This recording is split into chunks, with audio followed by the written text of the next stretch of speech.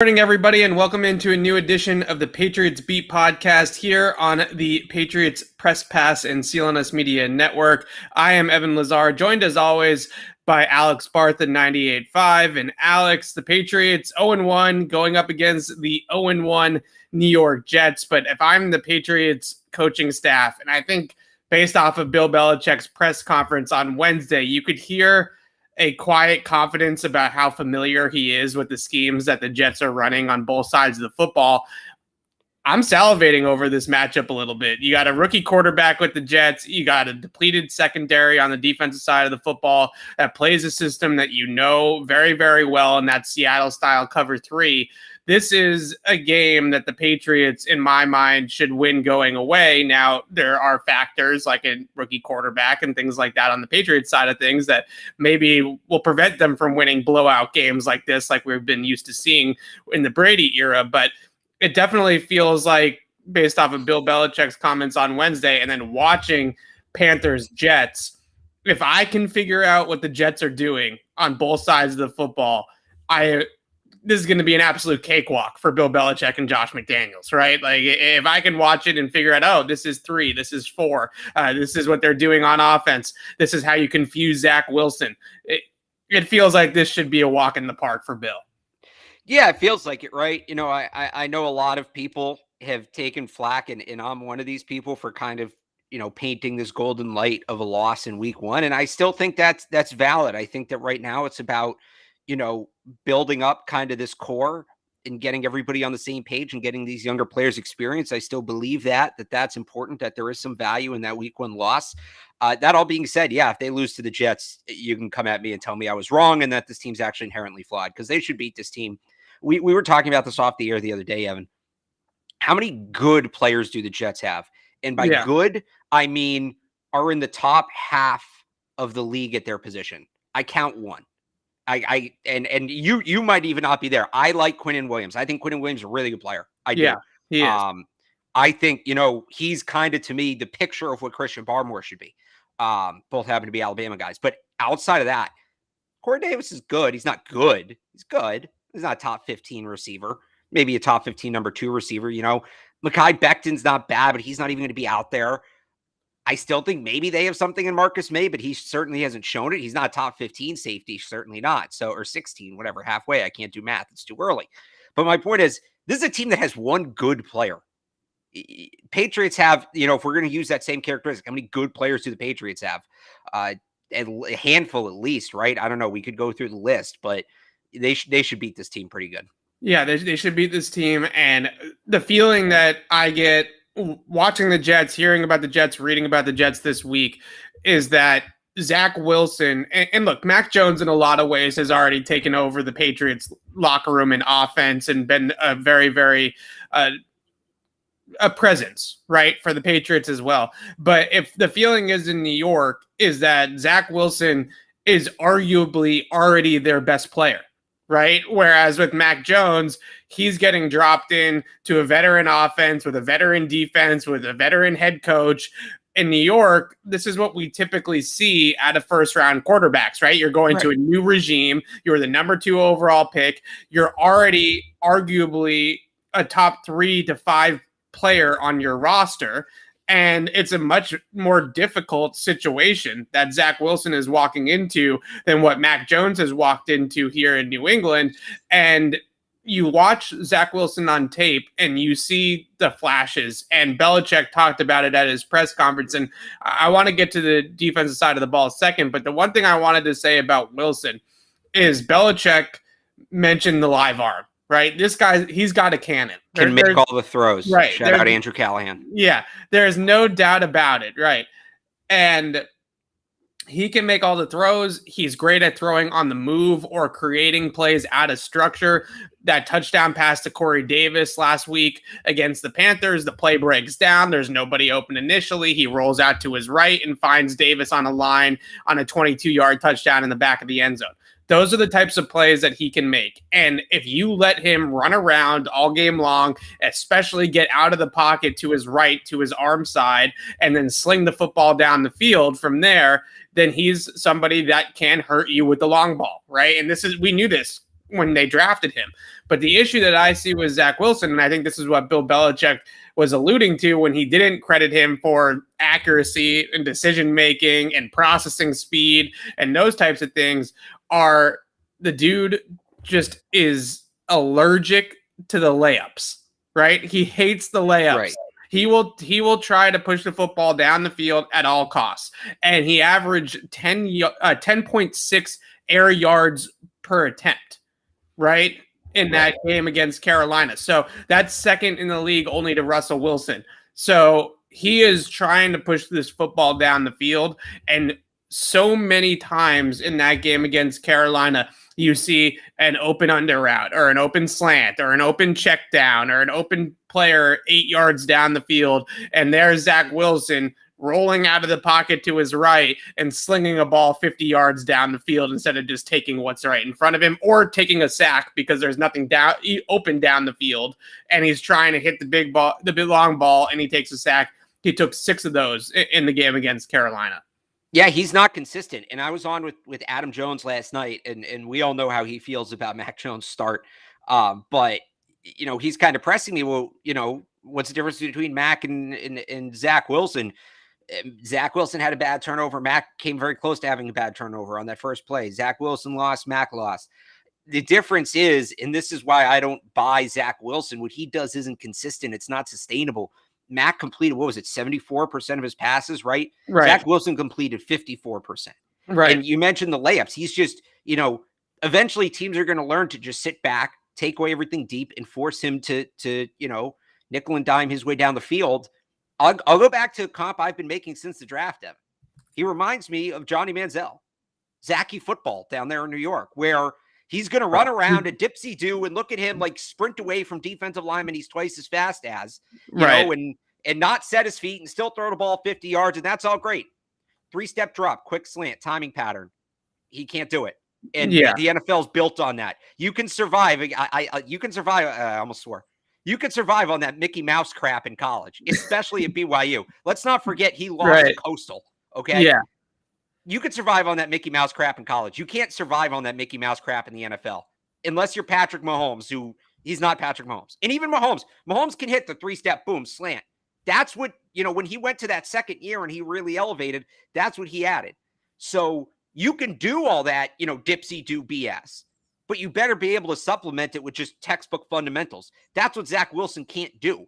And I'm not saying he'll never learn how to do it, but right now it's so hard to pick him. It's so hard to say, yeah, I'm confident in this guy because he can't do the basics. He can run, but he can't walk.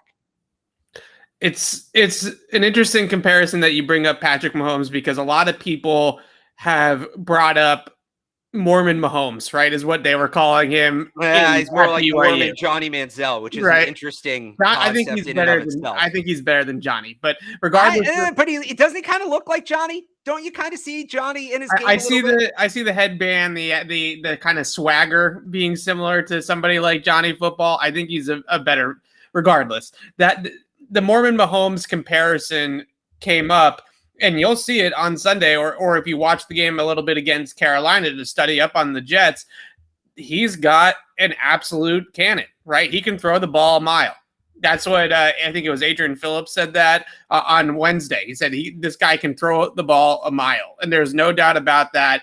And Mahomes, early on in his career, like you said, and even at times I would say now, has trouble taking the check down. Right? He would much rather run around and scramble and buy himself time and try to see if Tyreek Hill opens up down the field instead of just dinking and dunking down the field.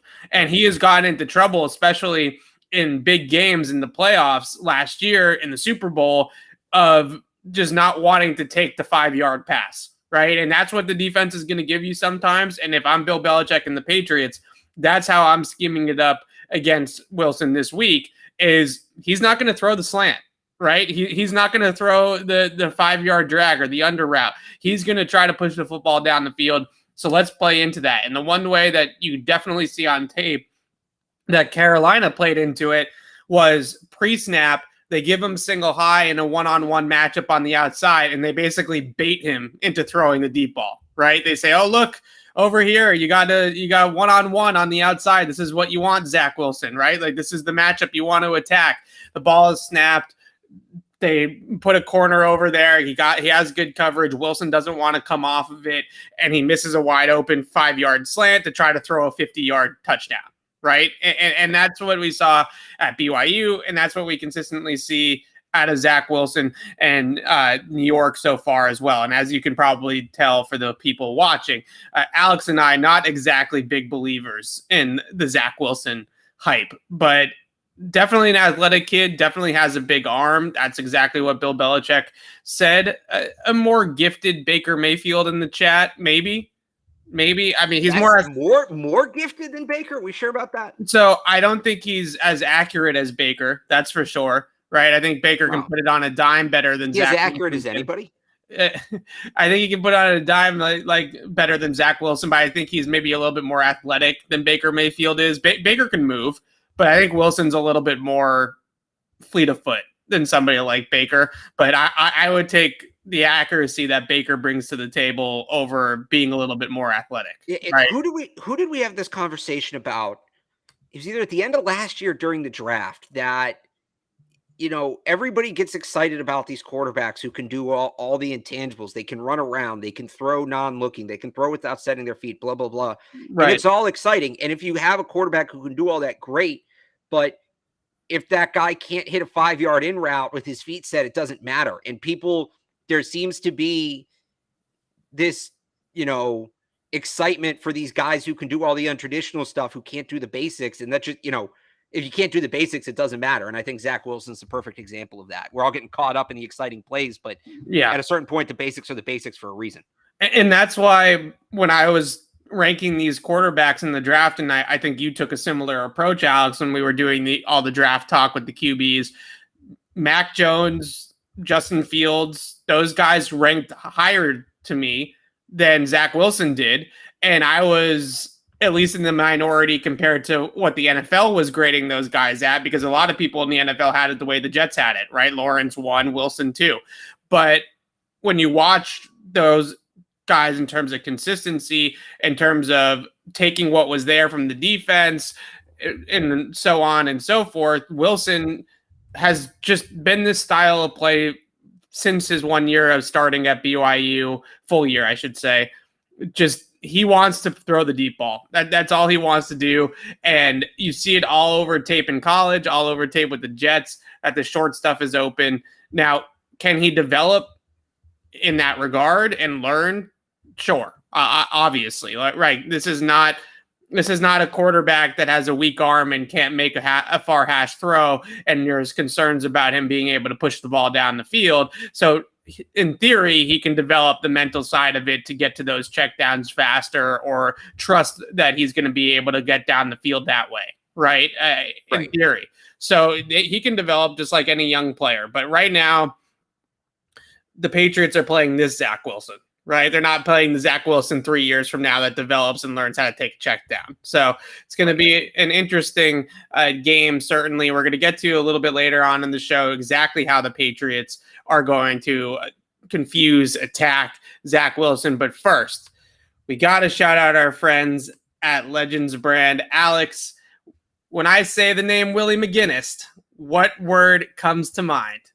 Do you have to give a word or a moment? Because him telling the Steelers fans to change their reservations after the 2001 AFC Championship. I know I'm supposed to say Legends, but each week I'm just going to pull up a different Willie McGinnis moment. I think that's a better approach. Well, is defense, champion, legend, all of those things qualify for number 55, William McGinnis, right? And we can now add entrepreneur to the list because number 55 is one of several athletes who are investors and owners in the athletic apparel brand Legends. That's right, Willie, along with guys like Steve Nash, Baker Mayfield, who we were just talking about, Matt Barnes, Marcus Morris Sr., and even entertainment icon Quavo are just a few of the names building Legends into the hottest apparel brand in the market. Visit legends.com today to shop the latest trends in athletic apparel from shorts, tees, hoodies, and more, and save 20% when you use our code PATS20. That's legends.com and promo code PATS20. That offer ends on October 10th. And Alex,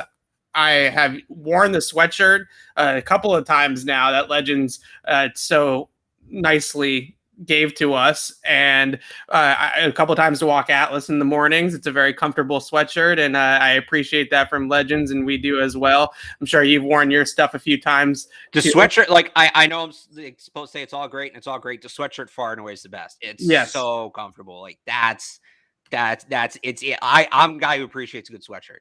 That is a good sweatshirt. Me as well. Legends.com, Pats20 is the code, 20% off. Go get yourself one of those sweatshirts because it's they're very, very comfortable. All right.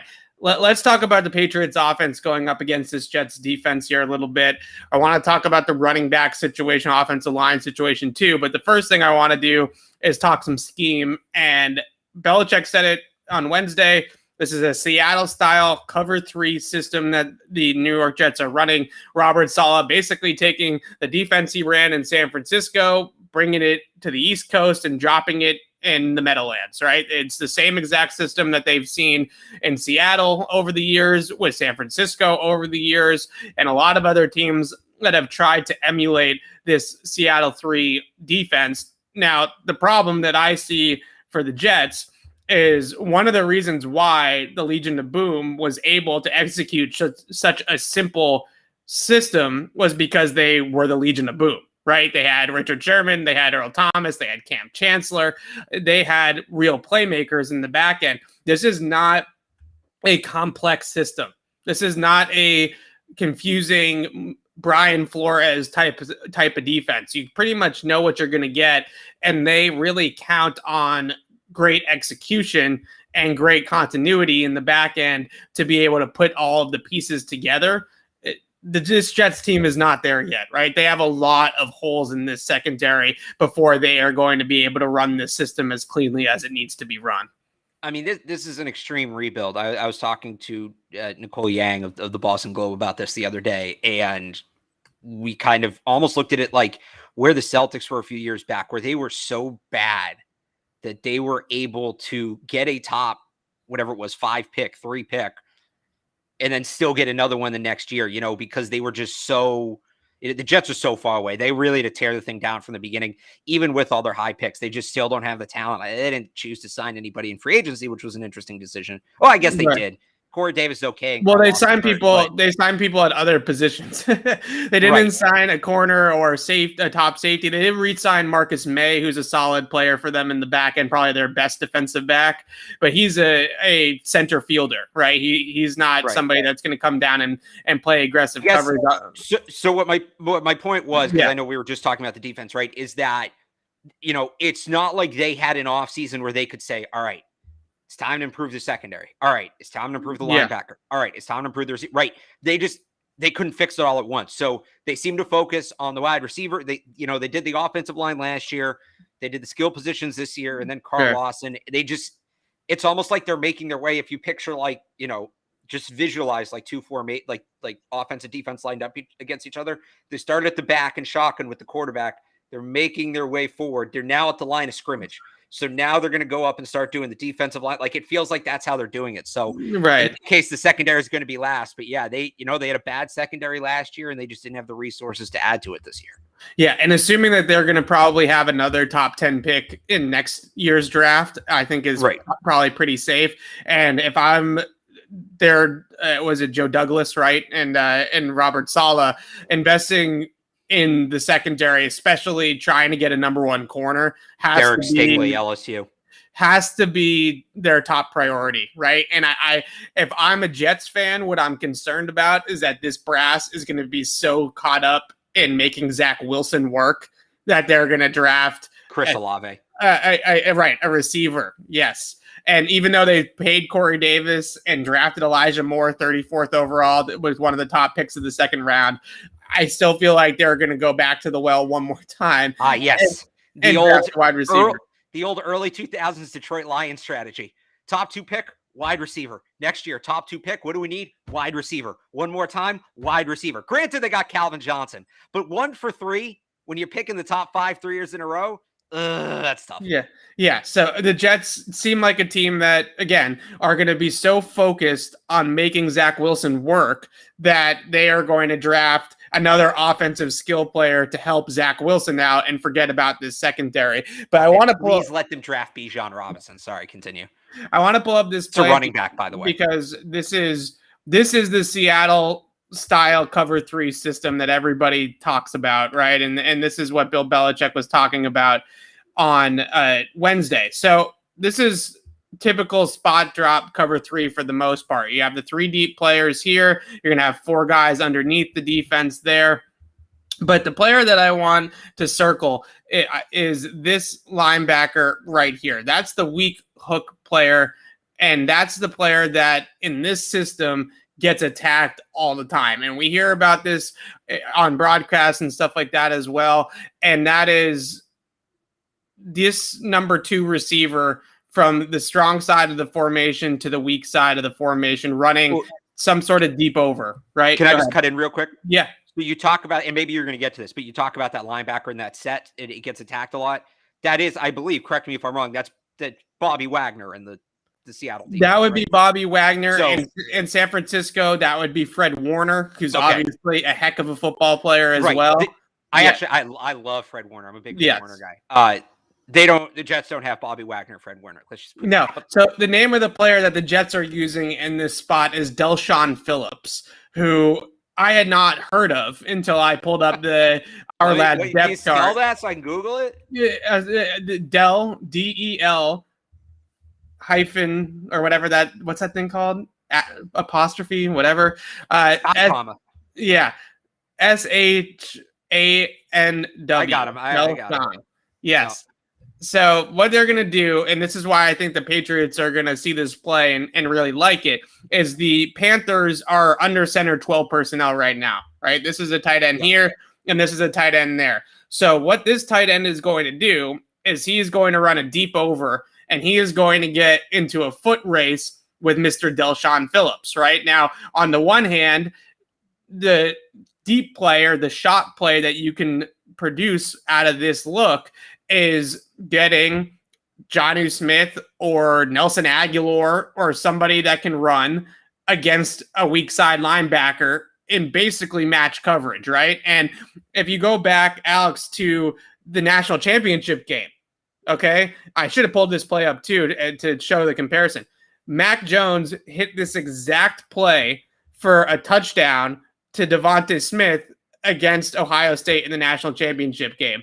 Cover 3 Mabel, backside over route, exact same play. So on this play, what I want to show you is actually what it presents underneath the defense because of the fact that Del'Shawn Phillips has to match this over route by the tight end. So as we roll the play, you see there comes the tight end crosser, right? Here he comes. He's crossing over the field. And here's Del'Shawn Phillips. He's going to have to match this in this system. That's his job, is to match number 2 or number 3 vertical from the strong side. So he matches that, and then look at all of this space underneath the defense here for Christian McCaffrey.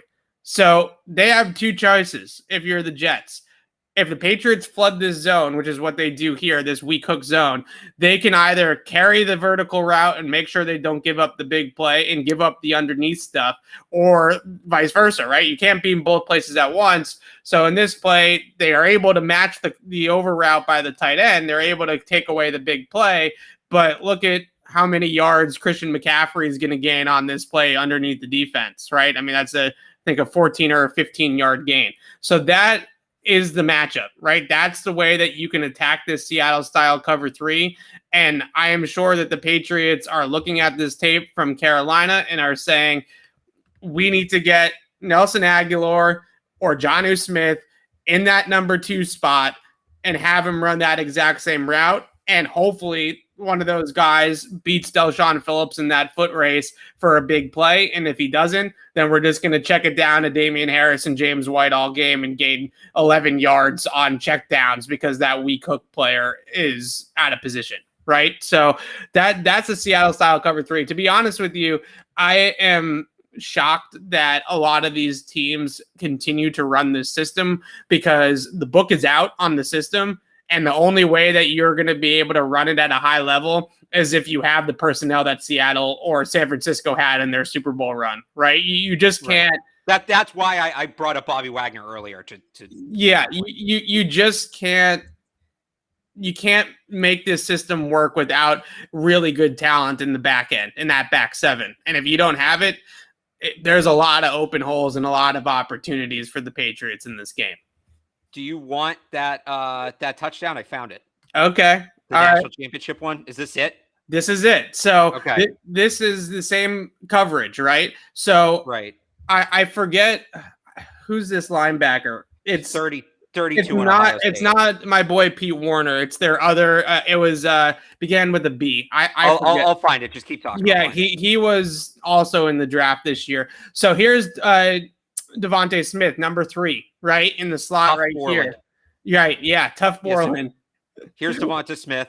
Yeah, tough Borland in the foot race with Devonta Smith. It turned out exactly. So as you roll this play, you're going to see that tough Borland is going to have to match Devonta Smith vertical in this cover 3 scheme.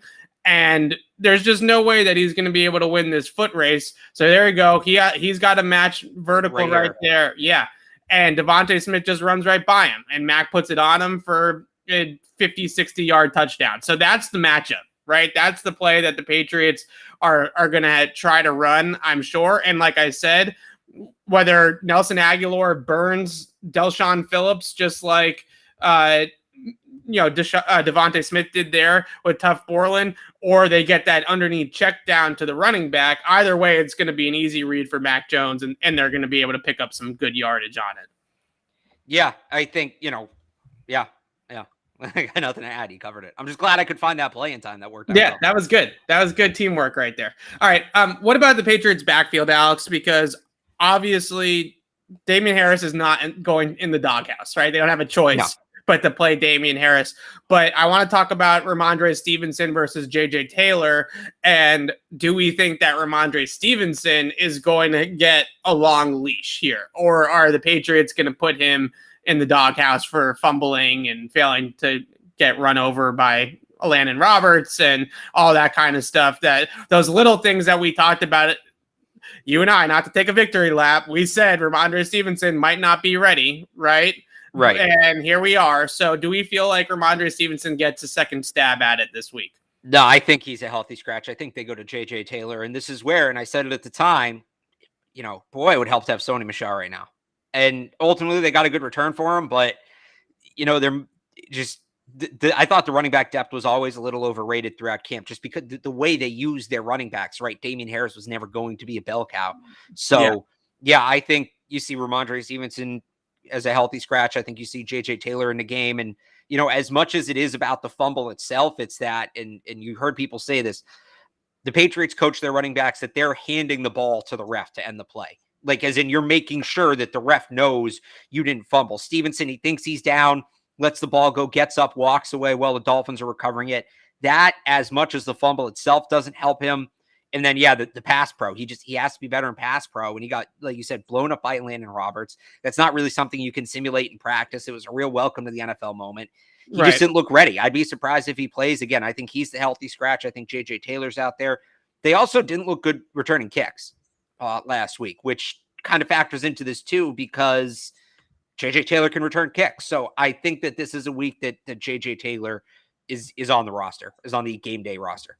A part of you feels like they almost have to give Ramondre Stevenson a second chance because they trade Sony Michel.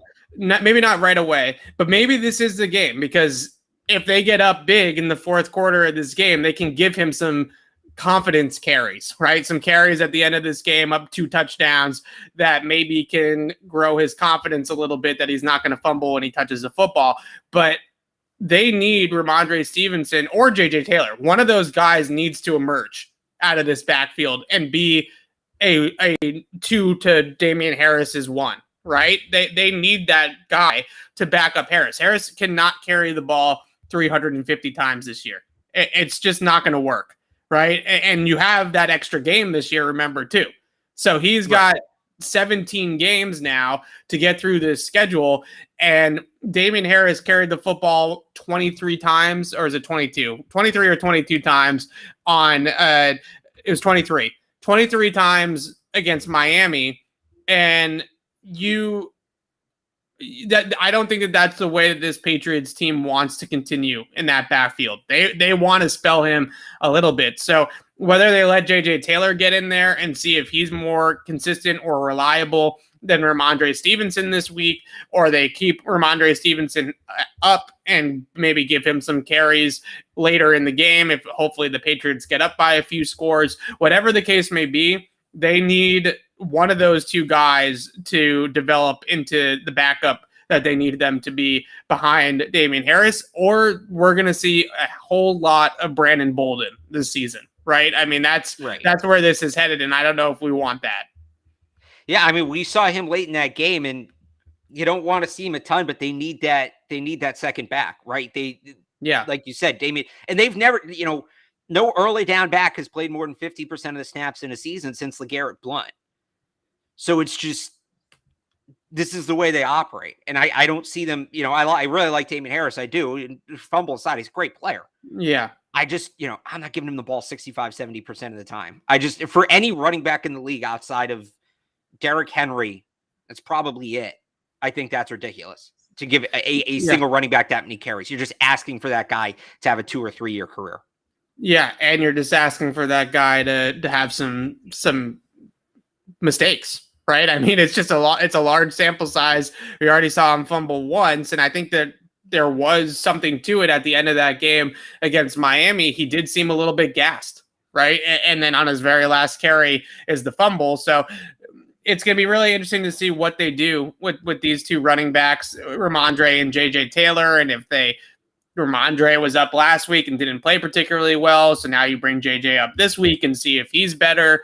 Or you give Ramondre a longer leash. I mean, they have to. One of these guys has to work out for them this year. It's that simple. You're on the school of thought that JJ Taylor is going to get the nod this week, and he's going to get a chance to show what he can do. And if not, who's left in free agency? The Ravens signed everybody. Yeah. So they kind of are. Their depth was fine when they made the Sony trade, assuming that everybody stayed healthy and played. Right. If Ramondre's not going to be an option, it gets tougher. Yeah.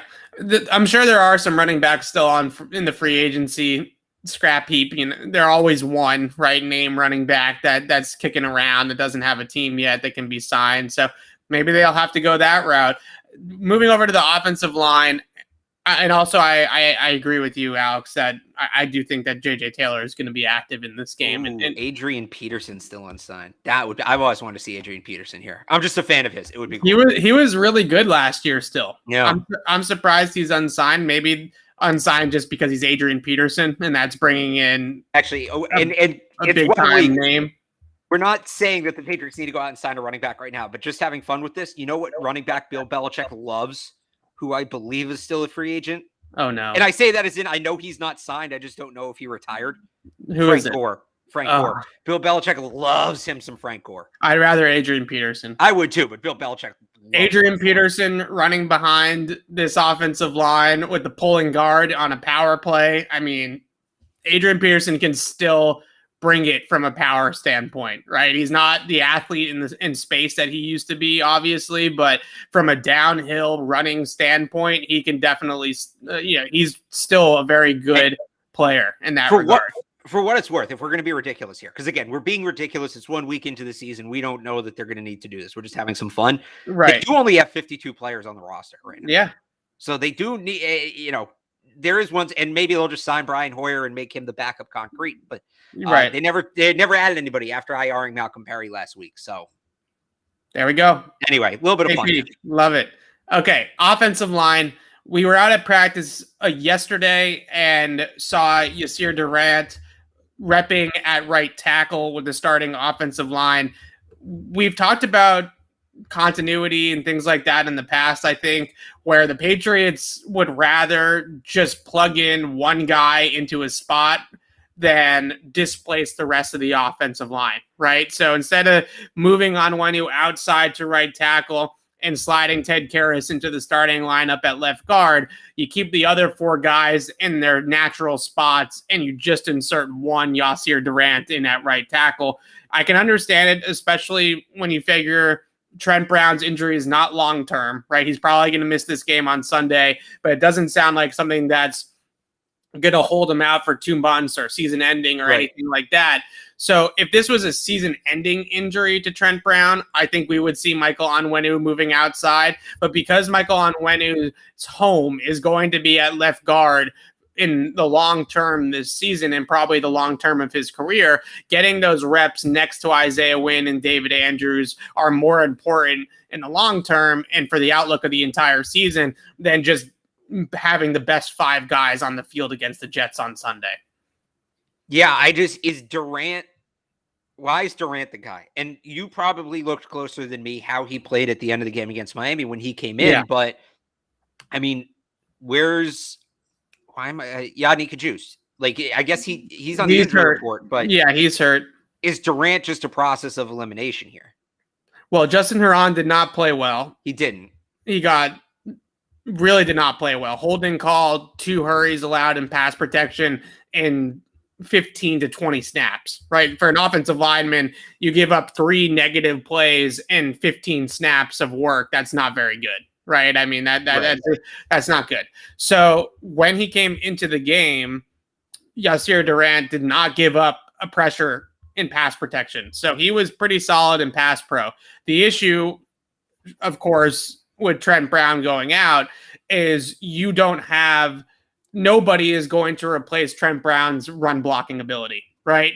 There's not a whole lot of guys on the planet Earth that are 360 pounds and move as well as Trent Brown does and can run block it. Michael Onwenu. Michael Onwenu, yeah. He's not 6'8", but sure. Oh, yeah. Well, he's 350 and he can move. Michael Onwenu. So the Patriots have 2 of maybe the 10 guys on planet Earth that can move well at that size, right? So replacing Trent Brown's power in the run game and power at the point of attack as a run blocker was going to be impossible. So Yasir Durant does not bring that element of it to the table, which definitely was a factor later in that game. They weren't able to run the ball with much effectiveness compared to what they did early when Trent Brown was out there. So that's definitely a factor. But in terms of pass pro, he was pretty clean. And most of the issues that the Patriots had once they put Durant in the lineup in pass pro were actually on the left side. It was between Onwenu and Wynn, passing off stunts and things like that. That became a problem. So I think Durant was fine. But again, they're going to have to run power the other way, right? They wanted to run power with Shaq Mason and Trent Brown on the double team and Michael Onwenu pulling through, right? That's the way that they wanted to run their power and counter schemes. Now you're probably going to have to double team with Wynn and Onwenu and pull Mason through the other direction, because I don't think Yasir Durant is going to be somebody that's going to push a lot of guys off the line of scrimmage. At least not right now. He's a rookie. So once you get him into that NFL strength and conditioning program, it might change in a couple of years. I'm looking at this right now. 6'6", 330. He is in his second year. He did play a little for the Chiefs last year. So he should be able to bully a little bit. 6'6", 330 is not small. It's not Trent Brown. It's not small. It's just not. I didn't see the play strength from him at a high level. And maybe that is just your eyes going from the drop off of Trent Brown to anybody else, right? I mean, especially with what we saw in that first run, Damon Harris's 35-yard run, Shaq Mason and Trent Brown. That was just all beef. Yeah, just turn their 2 guys out immediately, and it's a huge hole for Damian Harris. It's hard to replicate that. But Durant, I thought, was solid, and if this is a 1 to 2 week injury for Trent Brown, I think that they can get away with Durant and maybe even Justin Herron. Maybe those 2 guys. Remember, was it last year, the beginning of the year, that Illuminor and Onwenu split duties to a degree at right tackle? Yeah. I could see that happening with Herron and Durant to keep both those guys fresh and not put too much on either one of their plates. Well, I mean, just thinking about it here, you mentioned that first run. That was... They put both tight ends on that side, like in line, and ran behind that. Did they go back to that look? I don't remember seeing them run that again. If they did, they didn't do it a ton. Maybe they go back to that to make up for it. And just, I think the Jets lack talent enough where you can almost kind of telegraph that and say, all right, We got Shaq Mason. We got our 330-pound right tackle. We got 2 tight ends over here. We're running behind them, try and stop it. I almost feel like that's the way to go. Because even if the Jets know that's coming, unless they, bump Quinn Wilson out where he's on the outside shoulder of the guard, I don't know that they have the personnel to stop that. Yeah. I mean, that's really the only place that they have to avoid running the football is right at Quinnen Williams, right? I mean, everywhere else it seems pretty vulnerable for the Jets. I hope that they don't try to just run smash mouths because there should be plays in the passing game that will. I'm not saying that that's the only play they have to run, but I'm saying like that. I think in week 1 against Miami, they fell a little bit into a trap of, we have these 2 tight ends that can block. We're going to put these 2 guys out at the end of the line and just run behind a 4-man wall, right? And that in theory makes sense because you have 4 guys wide there that you can create a wall with, meaning 4 from center, right? So you have Onwenu, Wynn, Jonnu, Hunter Henry, let's say, or on the other side, Mason, Brown, Jonnu, Hunter Henry. And that is that 4-man wall can be very effective, but it didn't move the Dolphins front, especially after Trent Brown left the game, in the way that they necessarily thought it would. Now, just really quickly, they ran the ball 27 times on first and second down, and they ran 16 third downs in that game against Miami.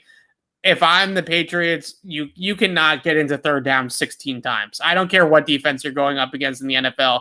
That's just not if you're in third down 16 times, it's because you're not a good first and second down offense, right? That's a first and second down problem. That's not a third down problem, and that also comes to the play calling and the lack of aggressiveness to a degree from Josh McDaniels. So they need to be more aggressive on offense, and that doesn't necessarily mean that they can't run the football, but they definitely need to be more aggressive on offense. Well, it's interesting, and I feel like this applied to both sides of the ball.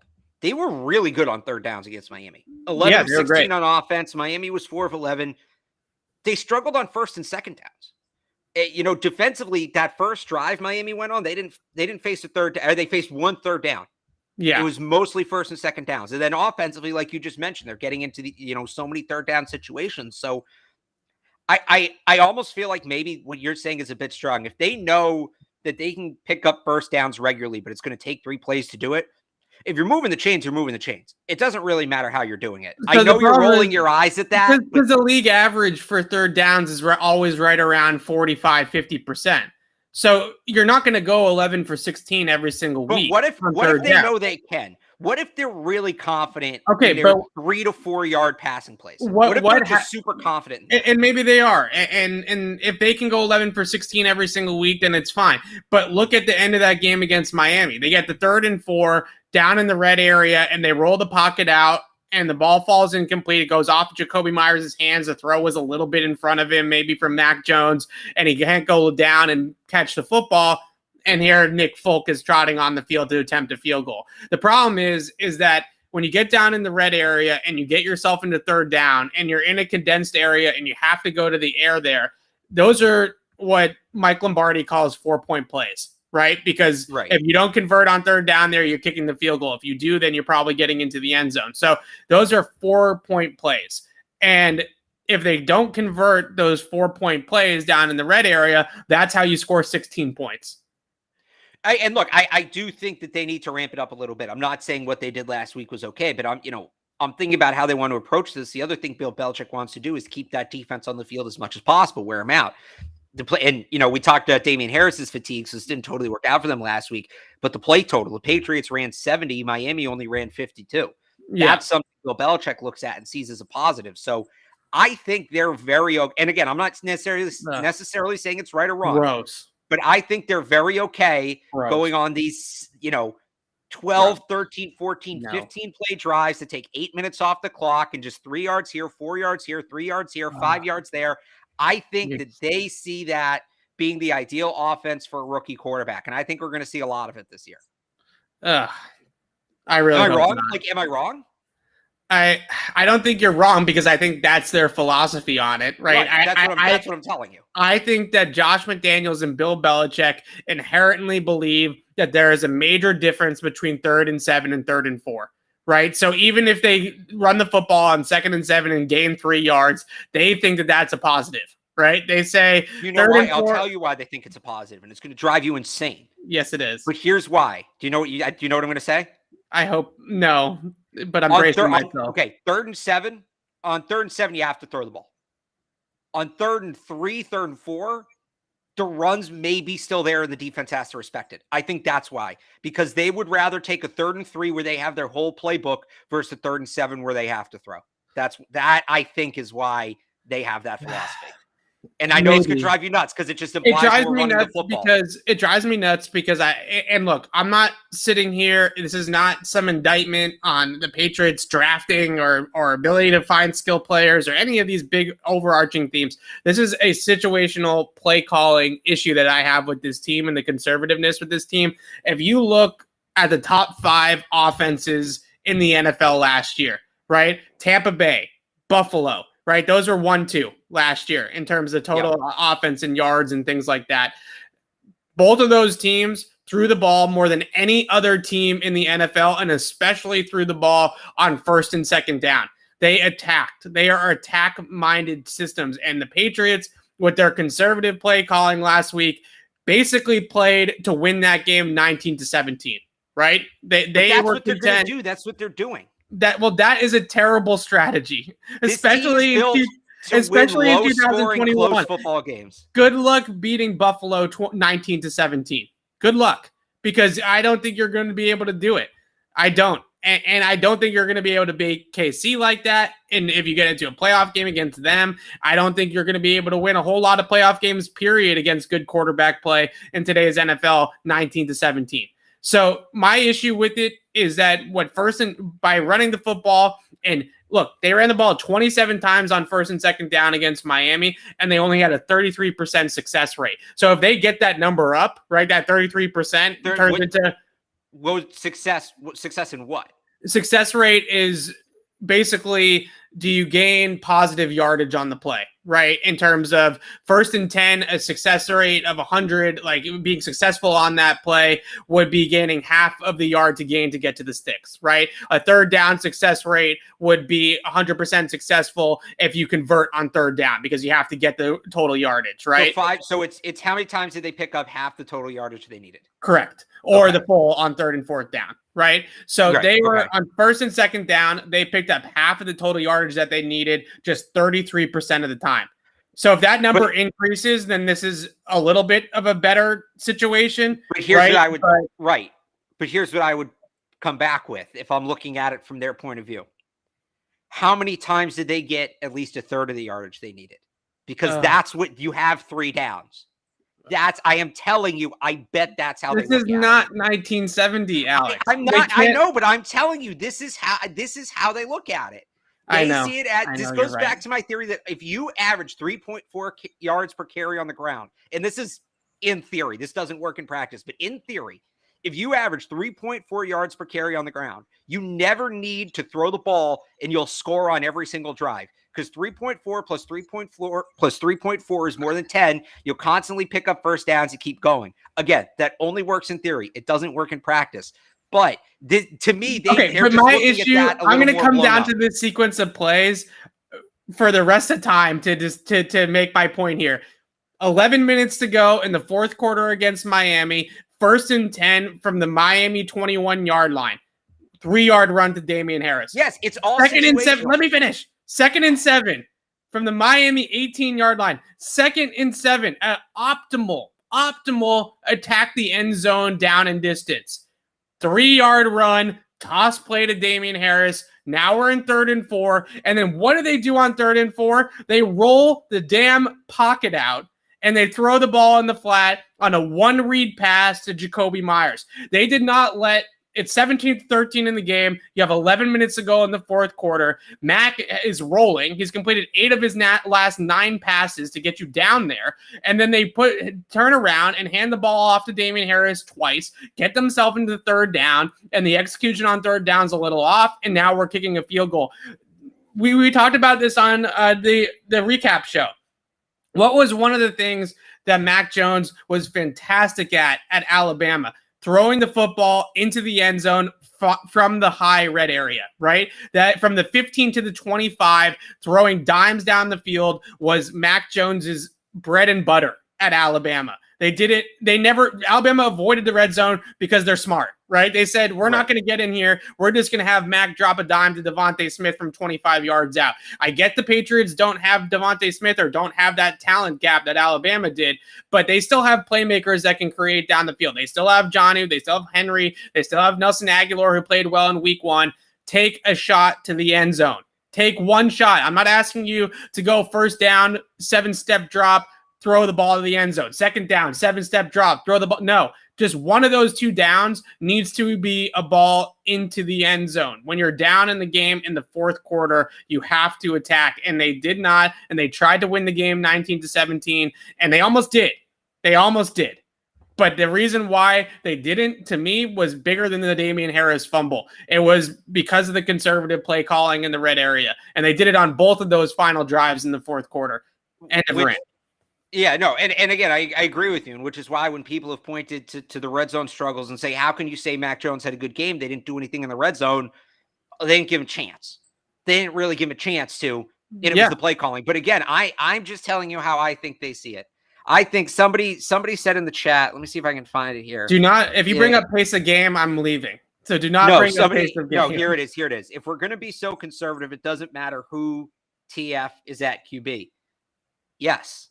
They are trying to rookie quarterback proof the offense. I think that's the exact point.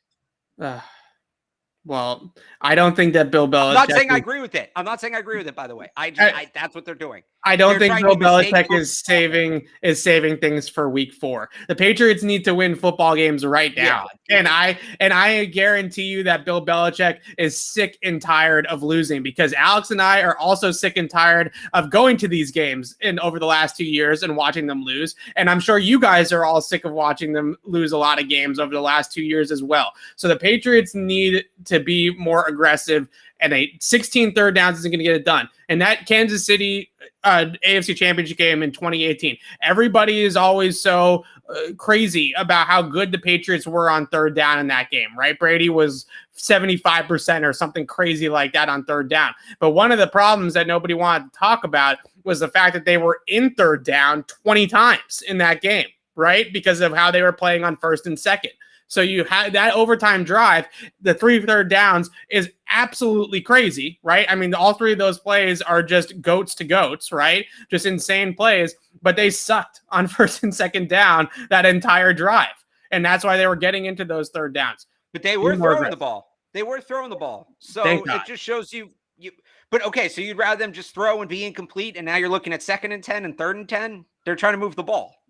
It's 2nd and 10. Josh McDaniels going to run a draw anyways. So just like, what's that going to gain, right? So all I'm saying to you is when you get into favorable down and distances, I'm not sitting here saying that when you're 2nd and 10 that you should always throw 2nd and 10, you should always throw the football. But besides the point, when you're in favorable down and distances, right, you need to start attacking down the field and take some chances to get the ball in the end zone, because otherwise you're going to kick a whole bunch of field goals, which is what they ended up doing against Miami. Just 2nd and 7 from the 18-yard line should be an attack play, right? That should be an attack play. They had one earlier in the game that was a little bit further out. I think it was about the 40-yard line. It was 2nd and 2. Right? 2nd and 2 from the 40-yard line is a shot play to every offensive coordinator on planet Earth, right? That is a perfect shot play, because 3rd and 2 is very easily convertible, right? So if you're getting into 2nd and 2, the Patriots are content with gaining 3 yards on 2nd and 2 and keeping the chains moving, right? But what they give up on that is a chance to take the football down the field. And that's what you need to do to score points. Points and drives end in the end zone when you create explosive plays. There are very few offenses, and this is what happened in the end of the fourth quarter against Miami. There are very few offenses that have the down-to-down consistency and execution to be able to go 16 plays and score, right? You're always going to hit into a landmine at some point. The third down play to Jacoby Myers was the landmine on that second-to-last drive. The fumble by Damian Harris was the landmine on the last drive. So at some point in time, you're going to run into an issue if you're trying to win games by driving the football on drives of 10 to 15 plays. That's why the great offenses in the league are the ones that hit the big plays, right? Buffalo, Kansas City, Tampa Bay. That's why those offenses create big plays. But two of those three teams have elite quarterbacks. We don't know that the Patriots have that. I think we know that he's better than what they gave him credit for at the end of that game. That's fair. That's fair. So that kind of goes to my point. You don't know until you know, and you got to find out at some point. I don't think they were super eager to do it in his first game, and I don't necessarily disagree with that, especially against that defense and that secondary. But you got to find out, and this is the perfect chance to find out because the Jets blow. So open it up and really see what he can do because you're not going to get a more preseason type of environment than you do against the New York Jets. So open up the playbook a little bit and see if Matt can hit some of those explosive plays this week, I think. But yeah, I've been telling you this about Josh McDaniels for years, and you never wanted to listen to me. Yeah, because I get caught up, and I'll admit this conversation, this rant has gone on a lot longer than I expected, but this is a lot better. It's a lot better than breaking down individual matchups against the Jets bums. Yeah. So because you're right, because this is a big picture issue, right? Or a big picture theme, right? So the reason why I've always been pro Josh McDaniels is what our friend Tim Jenkins said to us a few weeks ago, which was when you watch the Patriots offense, the scheme and the goal of the plays all pretty much make sense, right? It all schematically is very sound and fits together. So you sit there and you say, okay, this is not Kyle Shanahan who's just calling plays to get one on the offense, like Tim said. And this is not one of those offensive coordinators or those systems that makes zero sense. Like where are these guys going and why, right? You can explain the why watching Josh McDaniels' offense. That's why I like him. But I think this conservative issue is not just a Josh McDaniels issue. I think that this is a Bill Belichick thing too. I think Bill and Josh both are in lockstep and agree that they want to win these games 19-17. I think that that's how they truly feel like they should try to play these games. So I think that this year, that wasn't necessarily true in the past when McDaniels was still being conservative. I think it's a lot of these guys. It's LaFleur, it's Shanahan, it's McDaniels, all of these, offensive, supposedly big brain coaches who can design great plays. I love Josh McDaniels' play design ability. He designed some great plays. It's his ability to recognize when to use the proper situation to use them. That is the issue. And it's the same with LaFleur, and it's the same with Shanahan, and it's the same with Stefanski. These coaches that we all hail as the next generation, even to an extent, Sean McVay, they can design these awesome plays, but then they use them in the worst possible situation. They cost their team games. That's just what they do. That's what they do. It's been happening for years. Defensive coaches have a much better understanding of game flow, of situational football. It's why I think, and we're getting a much bigger topic here, but you're always telling me nobody wants defensive head coaches. Yeah. If your coach doesn't know how to manage the game, he can design all the great plays he wants. If he's throwing Hail Marys on 3rd and 3, well, the issue why nobody wants the clock, it doesn't matter. The reason why everybody is flocking to these offensive-minded coaches are two things. One, it's really hard to get a good play caller because a lot of the good play callers are head coaches, right? So if you have you're looking for an offensive play caller, it's hard to get one of those guys when everybody that's a decent offensive play caller is a head coach. Well, guess what? None of them are good head coaches. You can get him back in 2 years when he gets fired. The other reason is that there's nothing more important to most teams than the quarterback, right? So that is true. And they want these guys to develop quarterbacks. Right. You want the guys that can develop the quarterbacks. And the issue is, again, that the really good ones at developing quarterbacks are head coaches. They're not offensive coordinators for the most part, except maybe Brian Daboll in Buffalo is like the one example that still exists right now. And he's not going to be an offensive coordinator for much longer either. Bieniemy is good too. Yeah, it's another good one. Yeah. But Bieniemy is sort of like what we talk about with defensive play callers in New England. How much of that is Andy Reid and how much of that is Bieniemy is still remains to be seen. But Brian Daboll is probably the last good one besides Bieniemy as well. You can throw him in there too. And I would assume that both of those guys are going to be head coaches within a year or two. So that's the issue, is that all of the Shanahans and McVays and LaFleurs and all of these guys are now the head coach of their teams. Even look at Nick Sirianni in Philadelphia. he calls some plays under Frank Reich for a year and a half, and he's a head coach now. I mean, that's the problem. Haven't won anything. Yeah. They keep getting beat by the Belichicks and the Andy Reids of the world. The guys who, look, Andy Reid's an offensive coach, but he's been around long enough. Look how long it took Andy Reid to learn how to manage a game. Yeah. Are you going to, if you're the 49ers with Kyle Shanahan, are you going to wait 25 years with him until he finally figures out that you run the ball when you're up in the fourth quarter? Or are you going to let him keep costing you Super Bowls? Like, how do we even get to this? Anyway. This is a good discussion, though, because the Jets, we talked about the Jets for a good 40 minutes. The Patriots should beat this game to beat the Jets, right? And this is bigger than the Jets. The issue with McDaniels and their play calling and their philosophy that winning games 19-17 is the way to go is definitely something that you get concerned about, because I don't know. I think that to me is a big picture philosophy that the Patriots have kind of had since even when Brady was still here, right? I think 2019 was that philosophy, right? Was that we can win all these games, 20-17. And Tom will manage the game and get us into the right place late and get us over the hump in the fourth quarter, and we'll win 11 games 19-17. Because I'll tell you why. And I wrote about this March 2020 after Brady left. I wrote about this, that before Brady became a thing, when Bill was building the team, when he first got here, you go back and you look at who he added in those first 3 off seasons before Tom Brady established himself as Tom Brady.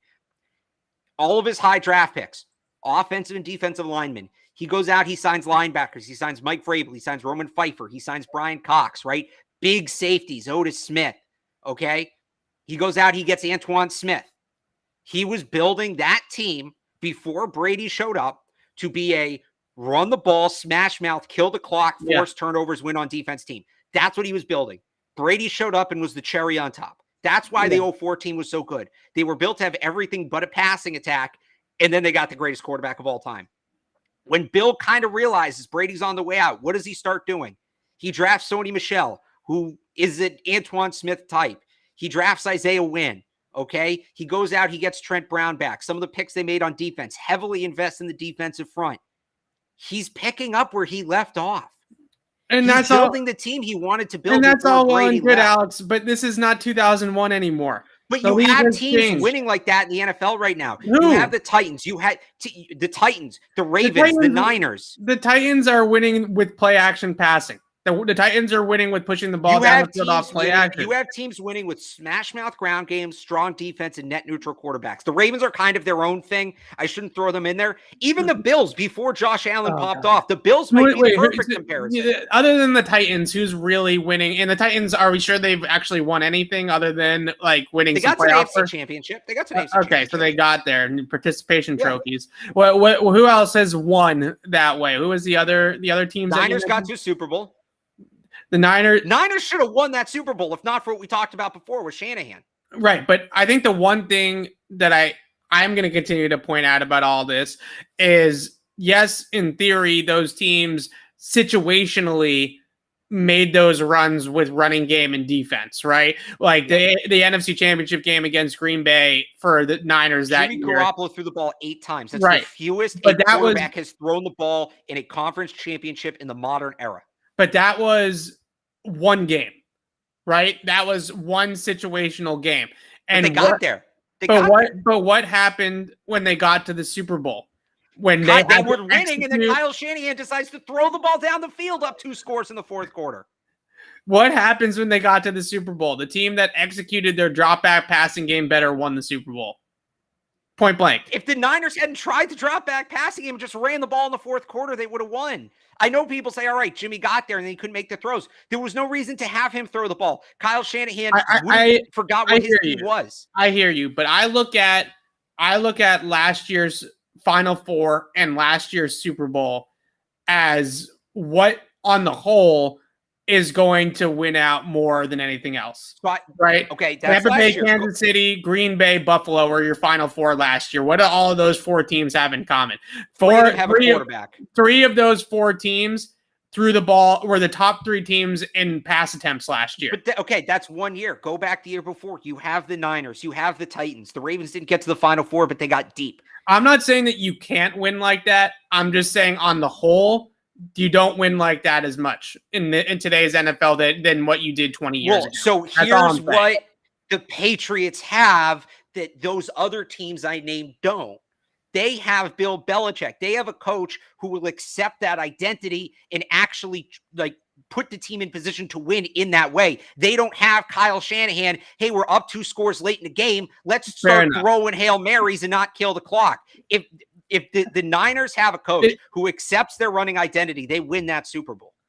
Fair enough, I guess. Look, I don't believe it's hard to buy into this kind of philosophy in 2000. I know it's hard. Because I know it is. I know so it is, much but information that tells me that this is all wrong. Right? I have so much information now that I've studied and researched that tells me that all this is wrong. So it just I don't know. It's an archaic philosophy in terms of what the NFL is at nowadays. For sure. Hang on. So here's the thing: the NFL, as we know, is constantly evolving, right? Yes, from I would say up until 2018, 2019, 2020, we were in that Patrick Mahomes, Aaron Rodgers, throw the ball 50 times a game. You have to have an elite quarterback to win era. I actually think that era is coming to a close here.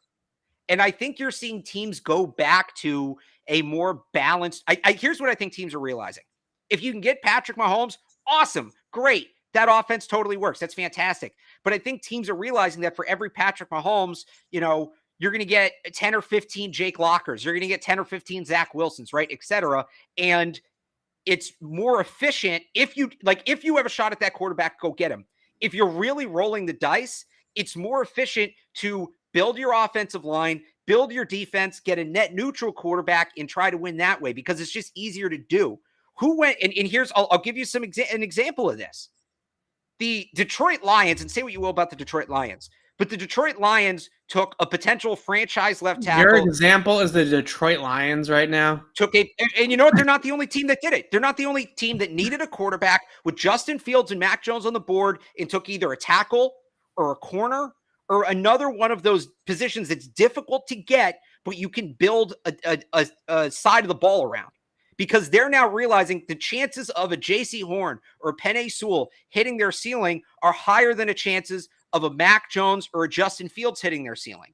And they're just going to try to get good players. And I think as teams realize that, we're going to move out of this era where every team is throwing the ball 50 times a game. I think the Ravens and the Titans initiated it because you're seeing those teams win without throwing the ball a ton. And I think other teams are going to start to follow suit. I think that from Manning and Brady if you're going to do that, I think that era is coming to a close here. I think it is. I think we're seeing the next era of NFL football. If you are going to be the Ravens or the Titans, then you better get yourself a Derrick Henry or a Lamar Jackson, because the way the Patriots ran the football in Week 1, playing that kind of style of offense is not going to cut it. And look, I don't know that they don't have, I keep mentioning the Niners and the Titans. They don't have Kittle. They don't have Henry. You're right. Right. I kind of hope that Hunter Henry maybe or Jonnu Smith turns into that player, I think is the goal.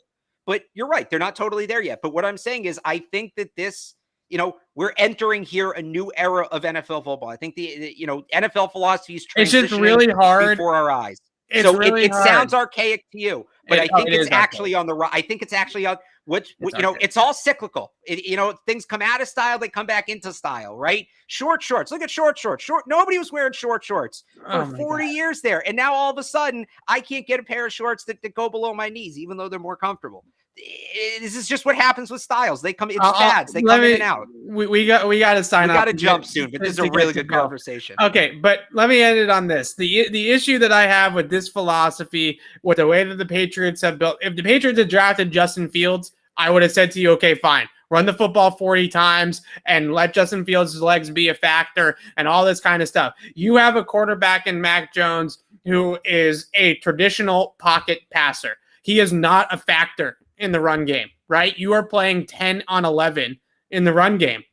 And to be a good running team playing 10 on 11, there you have to be dominant dominant run blocking like San Francisco was a couple years ago, or what Tennessee has been with Derrick Henry, or what Cleveland has been with Nick Chubb, right? You have to have a dominant O-line and a really, really good running back. Maybe the Patriots can have that, and maybe they do have that, and on paper it feels like they're going there, but at the same time, without that quarterback being a factor in the run game, it's a lot harder to be able to do that, right? To be able to be a dominant run team like you have to be to play this kind of style of football.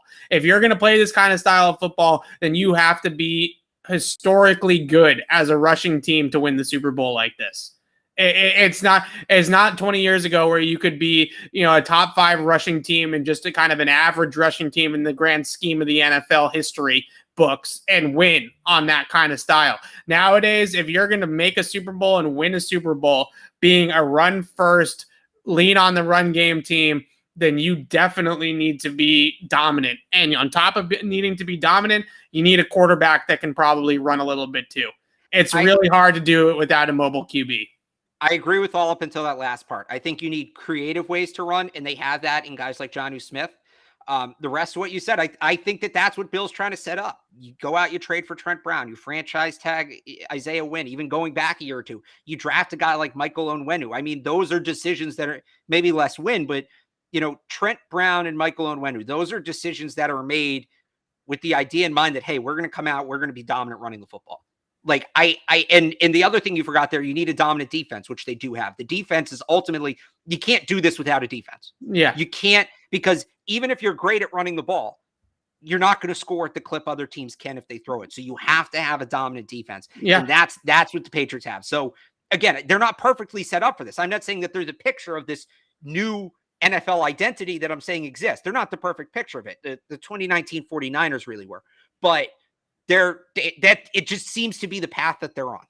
So if that's the path that they're on, that's the path that they're on. And Alex and I will be back next week to break down Patriots Jets. We will see if the Patriots open up their passing game a little bit more against the Jets secondary. Definitely will give up some big plays if they do. And we'll continue this conversation next week and break down if Josh McDaniels is listening to me or listening to Alex. I think he's listening to Alex, and I know that he's listening to Alex. I just have to come to terms with it. But we'll be back next week to recap Patriots Jets and start to look ahead to the New Orleans Saints as well. Thanks so much for watching, guys, and please subscribe to our YouTube channel, Patriots Press Pass, for this podcast and more videos of the like, and we will see you next week. For Alex Barth, I'm Evan Lazar. Thanks for watching, everybody.